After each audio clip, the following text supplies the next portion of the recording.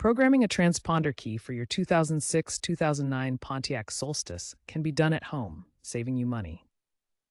These models use a transponder-based immobilizer as an anti-theft system. You'll need a blank compatible transponder key, GM part number 2854899.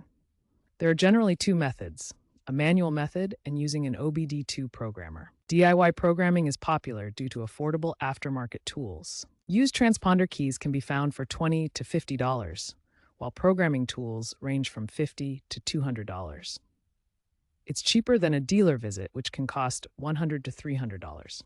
The basic manual method requires no tools.